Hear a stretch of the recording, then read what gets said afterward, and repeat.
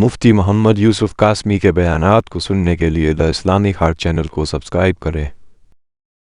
الحمدللہ وکفا وسلام علی عبادہ الذین اصطفى اما بعد فاعوذ باللہ من الشیطان الرجیم بسم اللہ الرحمن الرحیم ان عدت الشہور عند اللہ 12 شہرا فی کتاب اللہ یوم خلق السماوات والارض منها 4 حرم صدق اللہ مولانا العلی العظیم۔ وقال النبی صلی اللہ علیہ وسلم افضل الصیام بعد رمضان صیام شہر اللہ المحرم او کما قال صلی اللہ تبارک و تعالی علیہ وسلم۔ میرے محترم بزرگوں، دوستوں اور عزیز ساتھیوں، یہ محرم الحرام کا عظمتوں والا اور برکتوں والا مبارک مہینہ چل رہا ہے۔ اس مہینے کی بھی اپنی ایک خاص فضیلت ہے، اور یہ فضیلت قرآن مجید میں بھی بیان فرمائی گئی ہے اور حضور صلی اللہ علیہ وسلم نے احادیث مبارکہ میں بھی بیان فرمائی۔ اس مہینے کی فضیلت کا اندازہ اس بات سے لگایا جا سکتا ہے کہ حضور صلی اللہ علیہ وسلم کے اعلان نبوت سے پہلے، یعنی نبوت کا اعلان کرنے سے پہلے بھی زمانہ جاہلیت میں قریش اس مہینے کا احترام کیا کرتے تھے۔ گو ان کے اندر ہر قسم کی برائیاں اس معاشرے کے اندر، ان لوگوں کے اندر پائی جاتی ہوں، لیکن اس مہینے کا ادب و احترام وہ ملحوظ رکھتے تھے۔ جیسے ہی یہ مبارک مہینہ آتا، فوراً لڑائیوں سے، قتل و قتال سے اپنے آپ کو روک لیا کرتے تھے۔ ادب و احترام کا یہ عالم تھا کہ اگر اس مہینے کے اندر اور اسی طرح محترم مہینوں کے اندر باپ کا قاتل بھی مل جاتا تھا تو اس سے بھی صرف نظر کر درگزر کر دیتے تھے اور نیچے گردن کر نکل جایا کرتے تھے۔ باپ کے قاتل سے بھی بدلہ نہیں لیا کرتے تھے۔ چونکہ اللہ تبارک و تعالی نے کچھ مہینوں کو اسی دن سے محترم اور افضل بنایا ہے جب سے اللہ تبارک و تعالی نے زمین و آسمان کو پیدا فرمایا۔ اس کا ذکر اللہ تبارک و تعالی نے قرآن مجید میں فرمایا کہ اللہ تبارک و تعالی کے نزدیک مہینوں کی تعداد جو ہے وہ 12 ہے، اور ان 12 میں سے 4 مہینے محترم ہیں، عظمت والے ہیں، فضیلت والے ہیں۔ منہا 4 حرم، ان میں سے 4 مہینے محترم ہیں، ان کا احترام کیا جائے۔ ان مہینوں میں عبادت کا اجر و ثواب بھی دوسرے مہینوں کے مقابل میں بڑھ جاتا ہے۔ حضور صلی اللہ علیہ وسلم نے ان مہینوں کی تعداد بیان فرمائی، ان مہینوں کو بیان فرمایا جو اللہ کے نزدیک محترم مہینے ہیں۔ ان میں سے 3 مہینے تو لگاتار ہیں، ذی قعدہ، ذی الحجہ، محرم، 3 مہینے یہ لگاتار ہیں، ذی قعدہ اور ذی الحجہ اور محرم، یہ 3 مہینے، اور 1 مہینہ رجب کا مہینہ ہے۔ 1 مہینہ رجب کا مہینہ ہی، یہ 4 مہینے محترم ہیں جن کو اللہ کے نبی نے فضیلتوں والا مہینہ اور محترم مہینے بیان فرمایا ہے۔ اور حدیث میں اس مہینے کی فضیلت کو حضور صلی اللہ علیہ وسلم نے بیان فرماتے ہوئے ارشاد فرمایا افضل الصیام بعد رمضان صیام شہر اللہ المحرم، کہ سب سے افضل روزے رمضان کے بعد جو سب سے افضل روزے ہیں نفل روزے، وہ محرم الحرام کے روزے ہیں، وہ محرم الحرام کے روزے ہیں۔ کہ جس طرح فرض نماز کے بعد سب سے افضل نماز جو ہے وہ تہجد کی نماز ہے نفل نمازوں میں، اسی طرح فرض روزوں کے بعد جو سب سے افضل روزے ہیں نفل روزے، وہ اس مبارک مہینے یعنی محرم الحرام کے روزے ہیں۔ اس مہینے کی خصوصیت کا اندازہ اور فضیلت کا اندازہ اس بات سے لگایا جا سکتا ہے کہ اللہ کے نبی نے اس مہینے کی نسبت جو ہے وہ اللہ کی طرف فرمائی ہے، صیام شہر اللہ المحرم، کہ اللہ کے مہینے محرم الحرام کے روزے رمضان کے روزوں کے بعد سب سے افضل ہے۔ جس چیز کی نسبت اللہ کی طرف ہو جائے اس کی عظمت میں 4 چاند لگ جاتے ہیں، اس کی عظمت تمام مخلوق میں سب سے زیادہ ہو جاتی ہے۔ اللہ کے گھر بیت اللہ خانہ کعبہ کی نسبت اللہ کی طرف ہے، تو وہ گھر دنیا کے تمام گھروں سے سب سے افضل قرار پایا، کیوں؟ اس کی نسبت اللہ کی طرف ہو گئی۔ کلام اللہ، اللہ کا کلام، کتاب اللہ، اللہ کی کتاب قرآن مجید، اس کی عظمت، اس کی رفعت مخلوق کی اور دنیا کی تمام کتابوں سے سب سے زیادہ ہے۔ اسی طرح اس مہینے کے بارے میں فرمایا کہ تمام مہینوں میں صیام شہر اللہ المحرم، اس کو اللہ کا مہینہ قرار دیا ہے، اس مہینے کو اللہ کا مہینہ قرار دیا ہے۔ لیکن ہمارے معاشرے کے اندر اس مہینے کے تعلق سے ایک غلط فہمی پائی جاتی۔ وہ غلط فہمی کیا ہے؟ وہ غلط فہمی یہ ہے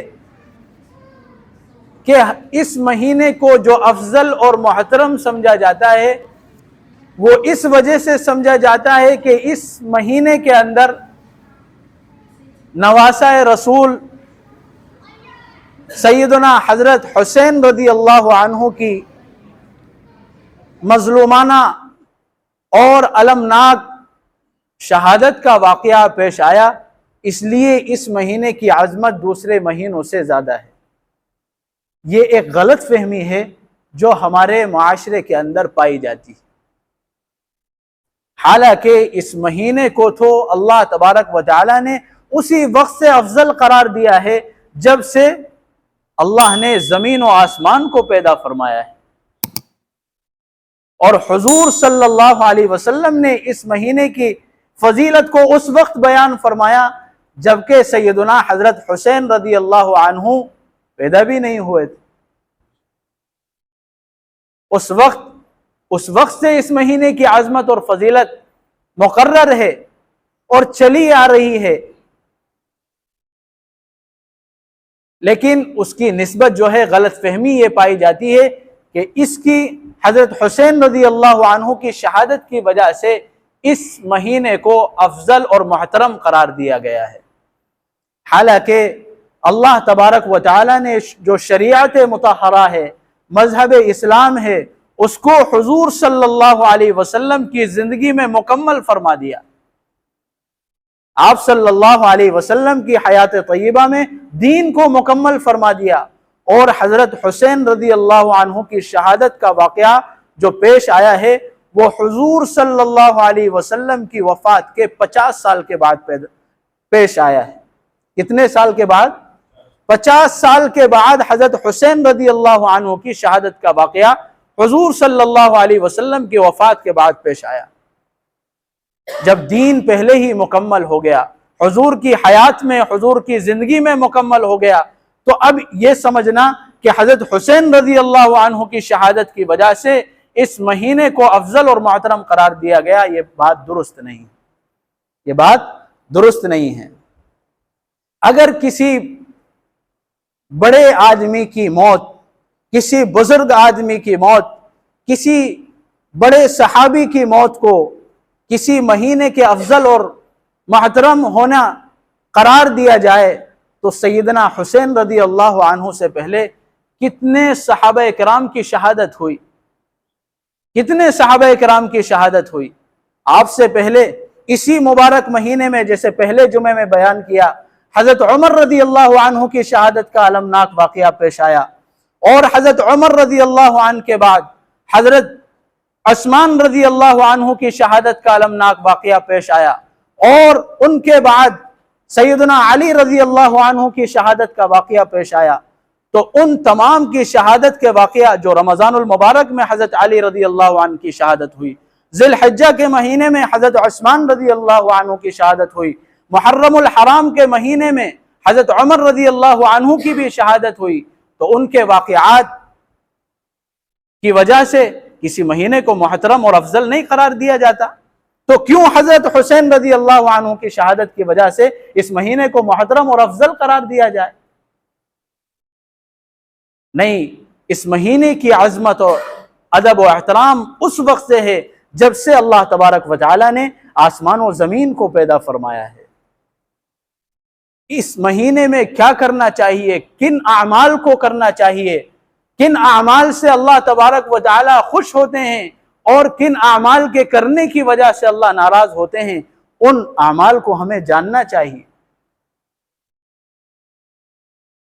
تو اس مبارک مہینے کے متعلق حضور صلی اللہ علیہ وسلم کی سب سے پہلی تعلیم یہ ہے اپنی امت کے لیے کہ اس مہینے میں کثرت سے روزے رکھے جائیں، زیادہ سے زیادہ اس مہینے میں روزے رکھے جائیں۔ کیوں؟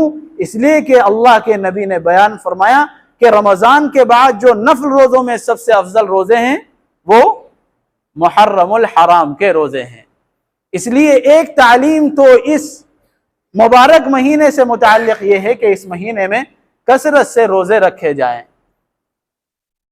دوسری تعلیم اس مہینے کے متعلق یہ ہے کہ اگر پورے مہینے روزہ نہیں رکھ سکتے، اکثر مہینے روزہ نہیں رکھ سکتے، تو کم از کم 2 دن تو روزہ رکھ لیا جائے۔ کتنے دن؟ 2 دن تو روزہ رکھ لیا جائے، 9-10 تاریخ کا یا 10-11 محرم کا روزہ رکھ لیا جائے۔ کل جو ہے محرم کی 10 تاریخ، آج محرم کی 9 تاریخ ہیں۔ اگر کسی نے آج روزہ رکھ لیا ہے تو ایک کل کا روزہ اور ان کے ساتھ ملا لیں، اس آج کے روزے کے ساتھ ملا لیں۔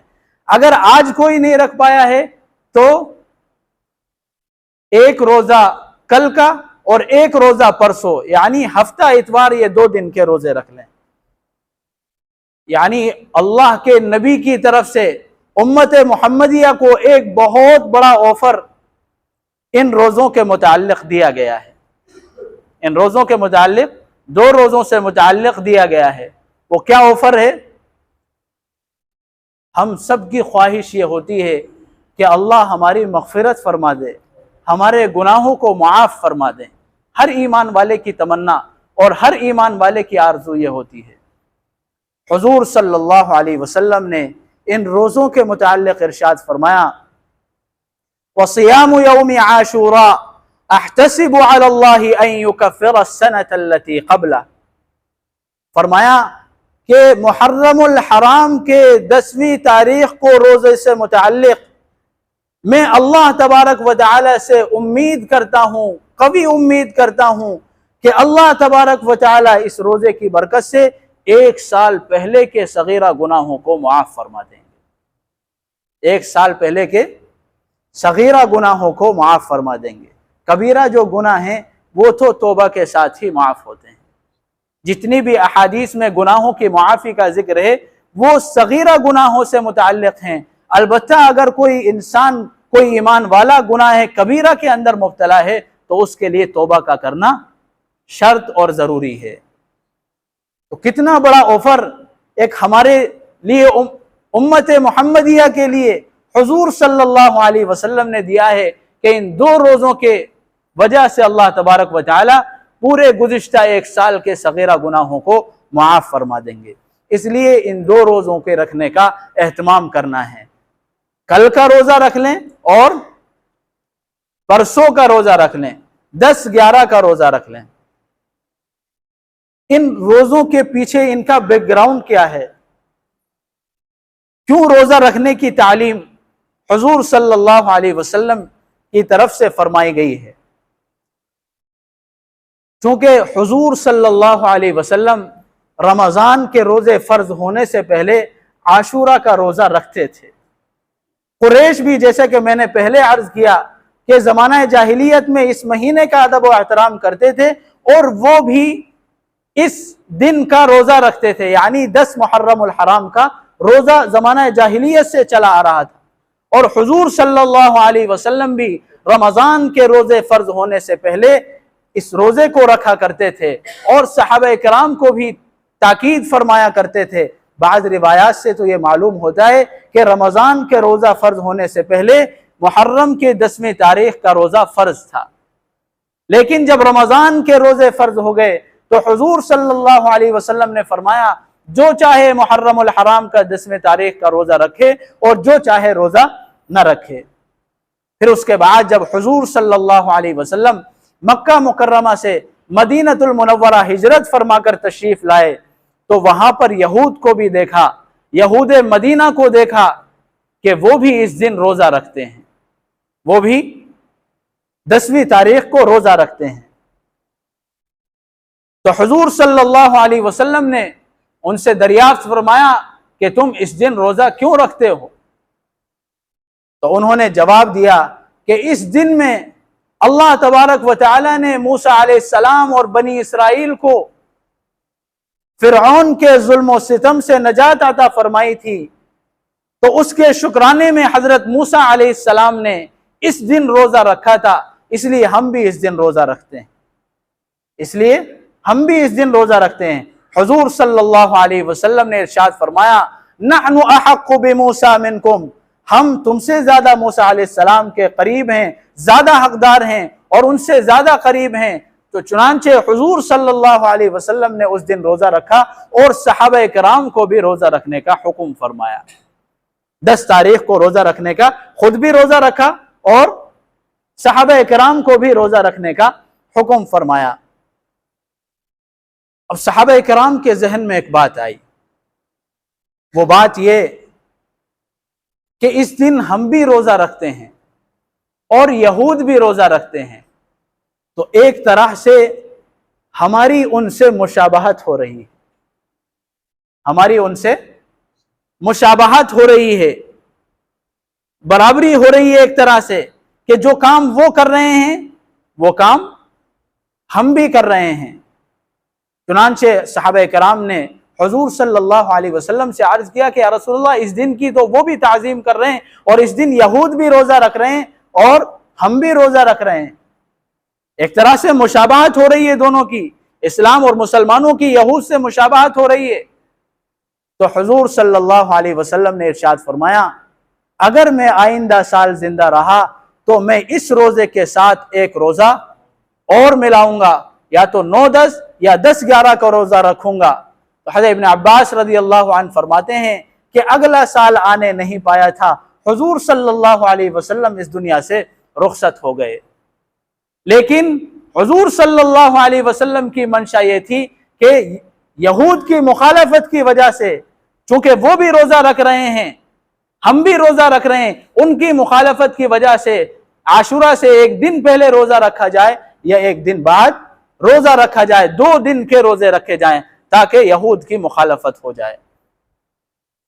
اس حکم کے اندر ایک بہت بڑا درس اور ایک بہت بڑا سبق امت محمدیہ کے لیے موجود ہے۔ وہ سبق یہ کہ صحابہ کرام نے یہود کے ساتھ مشابہت کو ہرگز برداشت نہیں کیا۔ وہ مشابہت کس چیز میں تھی؟ ایک عبادت کے اندر تھی۔ کس کے اندر تھی؟ ایک عبادت کے اندر تھی کہ یہود بھی اس دن روزہ رکھ رہے ہیں اور مسلمان بھی اس دن روزہ رکھ رہے ہیں، اس کو بھی پسند نہیں فرمایا۔ تو کیسے اس بات کو پسند کیا جائے گا کہ ایک ایمان والا غیروں کی گناہوں میں مشابہت اختیار کرے، غیر ایمان والوں کی گناہوں میں مشابہت اختیار کرے؟ اس بات کی کیسے اجازت دی جا سکتی ہے؟ اسلام تمام ادیان سے ممتاز ہے، یہ اپنے اندر کسی بھی قسم کی ملاوٹ کو برداشت نہیں کرتا۔ اسلام کی تعلیم یہ ہے اپنے ماننے والوں کے لیے اپنی وضع قطع، اپنا لباس، اپنا چہرہ، اپنا معاشرہ، اپنا فیملی سسٹم سب اسلامی قانون کے مطابق ہمارا ہو، سارا اسلامی قانون کے مطابق ہو ہمارا۔ غیروں کا طریقہ ہمارے کلچر کے اندر، ہمارے معاشرے کے اندر، ہمارے لباس کے اندر، ہماری وضع قطع کے اندر ہرگز نہ پایا جائے۔ اسلام بالکل اس کو پسند نہیں کرتا، بلکہ یہاں تک ارشاد فرمایا من تشبہ بقوم فہو منہم، جو کسی دوسری قوم کی مشابہت اختیار کرے گا، دوسرے مذہب والوں کی مشابہت اختیار کرے گا تو وہ انہی میں سے ہو جائے گا۔ قیامت کے دن اس کا حشر انہی کے ساتھ کیا جائے گا۔ اللہ حفاظت فرمائے، آج امت مسلمہ نے اپنے اسلامی وضع قطع کو، اسلامی کلچر کو، اسلامی تہذیب کو، اسلامک فیملی سسٹم کو، تمام کو غیروں کے طریقے پر ڈھال لیا ہے۔ نتیجہ یہ ہے کہ طرح طرح کی پریشانیاں، ذلت اور رسوائیاں ہمارے مقدر ہو گئی۔ یہاں تک کہ علماء نے لکھا ہے کہ اگر کوئی اپنی وضع قطع کو کوئی مسلمان غیروں کی طریقے پر اس لیے بناتا ہے، اپنے لباس کو غیروں کی طریقے پر اس لیے بناتا ہے، اپنے چہرے کو غیروں کے طریقے پر اس لیے بناتا ہے تاکہ میں بھی ان کی طرح لگنے لگ جاؤں، بالکل ناجائز اور حرام ہے، بالکل ناجائز اور حرام ہے۔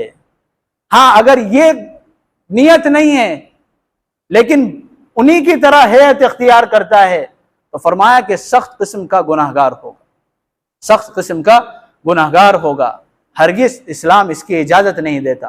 صحابہ کرام نے ایک عبادت کے اندر یہود کے ساتھ مشابہت کو پسند نہیں فرمایا، تو کس طرح ایک مسلمان گناہوں کے اندر غیروں کے طریقوں کو اپنانے میں ایک مسلمان کو کس طرح اس بات کی اجازت دی جا سکتی ہے؟ اس لیے ہمیں چاہیے کہ ہم اسلامی تشخص کو برقرار رکھیں، اسلامی تعلیمات کے مطابق، اسلامی تعلیمات کے ضابطوں اور قانون کے مطابق اپنی زندگیوں کو بنائیں۔ ہمارا فیملی سسٹم ہو، گھر کا رہن سہن ہو اور ہمارے کلچر ہوں، وہ سب اسلامی تعلیمات کے مطابق ہوں۔ غیروں کا طریقہ ہمارے معاشرے کے اندر ہرگز نہ پایا جائے۔ ہمارا لباس، ہماری شکل و صورت معلوم ہو جائے چلتے ہوئے کہ یہ مسلمان ہے، یہ محمدی ہے۔ افسوس ہوتا ہے آج کل تو ہم نے اپنے آئیڈینٹیٹی، اپنا تشخص، اپنی پہچان کو ہی ختم کر دیا۔ معلوم ہی نہیں ہوتا کہ ایمان والے ہیں یا غیر ایمان والے۔ اللہ ہماری غفلت کو معاف فرمائے۔ حضور صلی اللہ علیہ وسلم اس لباس کا، ظاہر کا باطن پر بہت اثر پڑتا ہے میرے محترم دوستو۔ ظاہر کا جو ہے باطن پر بڑا اثر پڑتا ہے۔ اگر ہم اس لباس کو، اپنے چہرے کو اور اپنے لباس کو اسلامی لباس کے مطابق اور اسلامی چہرے کے مطابق ہم بنا لیں تو یقین مانیے کہ اس کی برکت سے بہت سے گناہوں سے اللہ تبارک و تعالی ہم کو بچا لیں گے، بہت سی نافرمانیوں سے ہم کو بچا لیں گے۔ دوسرے مذاہب والے، سکھ برادری، سکھ قوم گنتیوں کی تعداد میں اس ملک کے اندر ہیں، لیکن انہوں نے اپنی پہچان کو، اپنے تشخص کو جو ان کو بتایا گیا ہے، ان کے گرو نانک نے جو ان کو بتایا ہے اس پر وہ عمل کرتے ہیں، اس کو وہ فالو کرتے ہیں۔ وہ پگڑی بھی باندھ رہے ہیں اور وہ داڑھی بھی رکھ رہے ہیں، تو اتنے کم تعداد ہونے کے باوجود آج وہ چلتے پھرتے نظر آ رہے ہیں۔ ہر جگہ جا کر دیکھ لو، کہیں نہ کہیں وہ نگاہوں میں ٹکرا جائیں گے۔ لیکن مسلمانوں نے اپنا لباس بھی بدل لیا، اپنا چہرہ بھی بدل لیا، اس لیے معلوم ہی نہیں ہوتا، تمیز ہی نہیں ہو پاتی کہ ایمان والے ہیں یا کس مذہب سے ان کا تعلق۔ اللہ ہماری غفلت کو معاف فرمائے۔ تو میرے محترم دوستو، میں یہ عرض کر رہا تھا کہ صحابہ کرام نے عبادت کے اندر بھی یہود کی مشابہت کو پسند نہیں فرمایا۔ دوسری بات اس مبارک مہینے کے تعلق سے کہ اس مبارک مہینے کو بہت سے لوگ غم کا مہینہ سمجھتے ہیں، غم کا مہینہ سمجھتے ہیں۔ اس مہینے میں طرح طرح سے سوگ کرتے ہیں، ماتم کرتے ہیں، نوحہ کرتے ہیں۔ کیوں؟ اس لیے کہ اس مہینے کے اندر حضرت حسین رضی اللہ عنہ کی شہادت کا واقعہ پیش آیا۔ حالانکہ اسلامی تعلیمات اس سلسلے میں کیا ہیں ان کو ہم نہیں جانتے، جو دین سے ناواقف ہیں وہ نہیں جانتے۔ حضرت حسین رضی اللہ عنہ سے پہلے صحابہ اکرام کی ایک بہت بڑی تعداد ہے کہ جو دین کے خاطر اور دین کو پھیلانے کے خاطر انہوں نے اپنی جانوں کا نذرانہ پیش کیا اور مظلومانہ طریقے پر ان کو شہید کیا گیا۔ حضرت حمزہ رضی اللہ عنہ کے بارے میں آتا ہے ان کا کلیجہ سینے سے نکال کر اس کو چبایا گیا، جسم کے ٹکڑے ٹکڑے کیے گئے، لیکن حضور صلی اللہ علیہ وسلم کی تعلیمات اس سلسلے میں کیا ہیں؟ آپ رو رہے ہیں، آنکھوں میں آنسو ہیں، یہ آ جائیں یہ فطری بات ہے، لیکن نوحہ کرنا، ماتم کرنا، اپنے سینے کو پیٹنا، اپنے چہرے کو زخمی کرنا، اپنے جسم کو زخمی کرنا، اسلام اس کی اجازت نہیں دیتا، اسلام اس کی اجازت نہیں دیتا۔ اور دوسری بات یہ کہ اگر کسی کو شہادت کا مرتبہ حاصل ہو جائے تو خوشی کی بات ہے یا غم منانے کی بات ہے؟ حضور صلی اللہ علیہ وسلم تو شہادت کی تمنا کر رہے ہیں، حضرت عمر رضی اللہ عنہ شہادت کی دعا کر رہے ہیں، اللہم انی اسألوک شہادتا فی سبیلک ووفاتا فی بلد رسولک، اے اللہ میں تیرے راستے میں شہادت کا سوال کرتا ہوں، شہادت کی دعا کرتا ہوں، اور تیرے رسول کے شہر میں وفات چاہتا ہوں، یہ دعا کر رہے ہیں۔ اور شہیدوں کے بارے میں اللہ تبارک و تعالی نے قرآن مجید میں کیا بیان فرمایا؟ وَلَا تَقُولُوا لِمَنْ يُقْتَلُ فِي سَبِيلِ اللَّهِ أَمْوَاتٍ، کہ ان لوگوں کو جو اللہ کے راستے میں شہید کر دیے گئے ان کو مردہ مت کہو، ان کو مرا ہوا مت کہو، بل احیاء ولکن لا تشعرون، بلکہ وہ زندہ ہیں، اللہ کے یہاں ان کو رزق دیا جاتا ہے۔ جب وہ اللہ کے یہاں زندہ ہیں، ان کو رزق دیا جا رہا ہے، تو پھر ماتم کس بات کا، رونا کس بات کا، اپنے چہرے کو زخمی کرنا کس بات کا، اپنے جسم کو زخمی کرنا کس بات کا؟ روئیں وہ جو منکر ہیں حیات شہداء کے، روئیں وہ جو منکر ہیں حیات شہداء کے، ہم زندہ و جاوید کا ماتم نہیں کرتے۔ جو زندہ ہیں، ہمیشہ ہیں، اس دنیا سے دوسرے زندگی کے اندر منتقل ہو گئے ہیں، اللہ کے پاس ان کو رزق دیا جا رہا ہے، تو ان کا ماتم کس بات کا، نوحہ کس بات کا، سوگ کرنا کس بات کا؟ اسلام ہرگز اس کی اجازت نہیں دیتا۔ اسلام اجازت دیتا ہے یا ایھا الذین آمنوا استعینوا بالصبر والصلاۃ، ایمان والو اللہ تبارک و تعالی سے صبر اور نماز کے ذریعے سے مدد چاہو، ان اللہ مع الصابرین، بے شک اللہ تبارک و تعالی صبر کرنے والوں کے ساتھ ہے۔ حضرت حسین رضی اللہ عنہ کی شہادت کا واقعہ پیش آیا، ان کے شہادت کے واقعے سے رہتی دنیا تک کے لیے وہ ایک پیغام دے گئے، ایک میسیج دے گئے کہ حق کے خاطر جان دینا سیکھیں، حق کے خاطر، دین کے خاطر، دین کی اشاعت کے لیے، دین کی بلندی کے لیے اور دین کو عالم میں پہنچانے کے لیے قربانی کا جذبہ اپنے اندر پیش کریں، مظلوم بن جائیں، ظالم نہ بنیں۔ یہ حضرت حسین رضی اللہ عنہ کی شہادت کا درس ہے، جو حضرت حسین رضی اللہ عنہ رہتی دنیا تک کے لیے درس دے کر چلے گئے، مظلوم بن جائیں، ظالم نہ بنیں۔ مظلوم بن گئے، قیامت کے دن اللہ تبارک و تعالی حضرت حسین رضی اللہ عنہ کی صف میں ہمیں کھڑا کریں گے۔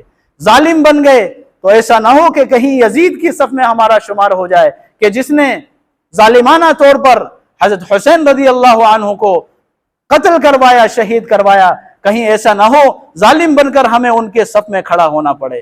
مظلوم بنیں گے، مظلوم کی فریاد، مظلوم کی آہ اللہ تبارک و تعالی ضرور سنتے ہیں۔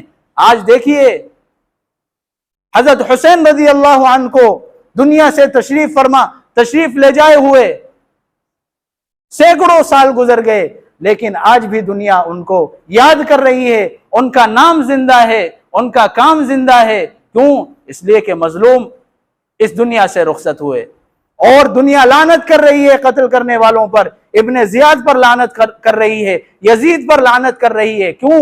اس لیے کہ انہوں نے ظلم کیا، ظلم کا ساتھ دیا۔ مظلوم کو ہمیشہ اس کی تعریف کی جائے گی، اس کا ذکر باقی رہے گا۔